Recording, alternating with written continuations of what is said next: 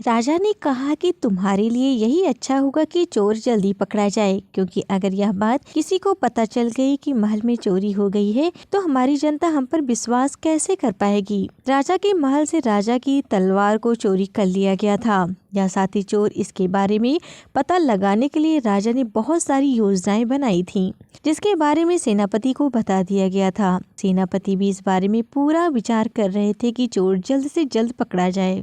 राजा बैठे हुए यही सोच रहे थे कि चोर इतना तेज कैसे हो सकता है कि हमारे महल में आए और चोरी कर जाए, क्योंकि बाहर का आदमी यहाँ पर आना उसके लिए बहुत ही मुश्किल होता है, लेकिन वह चोर अंदर कैसे आया। राजा ने सेनापति को बुलाया और पूछा कि चोर के बारे में कुछ और जानकारी प्राप्त कर पाए आप। सेनापति ने कहा कि चोर की तलाश की जा रही है, लेकिन अभी चोर का मिलना बहुत मुश्किल है, क्योंकि हमें भी यह नहीं पता कि चोर कहाँ से आया और कहाँ रहता है, उसका अगला कार्य क्या होगा। जब तक हम इस बारे में पता नहीं कर लेते, कोई जानकारी नहीं मिल जाती, तब तक हमें थोड़ा सोचना पड़ेगा। राजा ने सेनापति से कहा कि हमें यह सोचना चाहिए कि चोर अंदर कैसे आया, क्योंकि जब तक हमें इसके बारे में जानकारी नहीं मिलेगी तब तक हम चोर को नहीं पकड़ पाएंगे। तुम्हें इस बारे में सोचना होगा। अगले दिन महल में राजा को एक पत्र मिला। उस पत्र में लिखा था कि महल में चोरी करने आएगा, अगर पकड़ सकते हो तो पकड़ कर दिखाइए। राजा को यह बात अच्छी नहीं लगी। सेनापति को बुलाया गया और कहा गया कि हमारे महल की सुरक्षा बहुत ज्यादा अच्छी तरह से कर दो, क्योंकि आज चोर का पत्र हमें मिला है। उसमें लिखा है कि वह चोरी करेगा।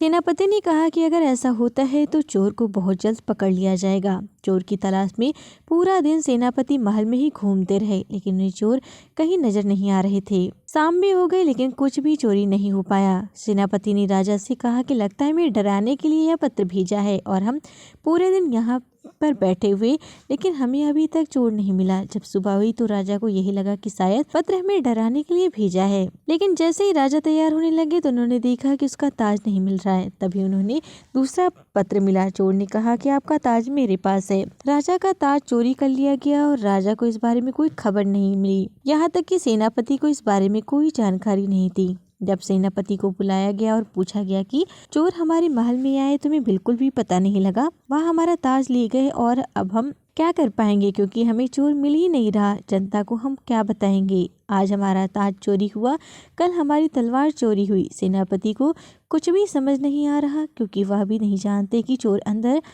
कैसे आ गया। सारे दरवाजे पर पहरेदार लगे हुए थे, लेकिन फिर भी चोर अंदर आया, चोरी कर गया।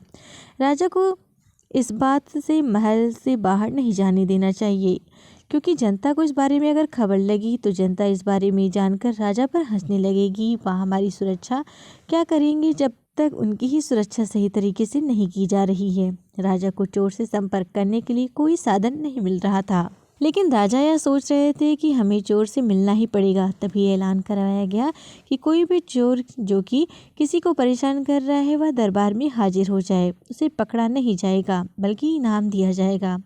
इस तरह का ऐलान जब किया गया तो चोर अगले दिन दरबार में हाजिर हुआ, लेकिन बहुत से लोग वहीं पर थे, इसलिए चोर का पहचान नहीं हो पाया। राजा ने कहा कि चोर कौन है, अगर वह दरबार में आया है तो सामने आकर खड़े हो जाए। चोर भीड़ में से निकलकर सामने खड़ा हो गया और कहने लगा, मैं ही चोर हूँ जिसने आपके सामान की चोरी की है। राजा ने कहा, मैं तुम्हें इतना सारा धन दूंगा, उसके बाद तुम्हें चोरी करने की कोई आवश्यकता नहीं होगी। मैं तुम्हें मेरा सामान भी लौटाना होगा, इसके बदले में कुछ भी नहीं किया जाएगा, और तुम्हें मंजूर है तो मैं तुम्हें माफ़ कर दूंगा। चोर ने कहा कि मुझे मंजूर है, जैसा कि आप कह रहे हैं। तब राजा ने पूछा कि तुमने चोरी कैसे की है, हमें बताना होगा। तभी चोर ने कहा कि जब भी आपका सामान लाने की गाड़ियाँ आती थीं, उसी में बैठकर आ जाया करता था और सेवक का रूप बनकर महल में घूमा करता था, चोरी कर लिया करता था।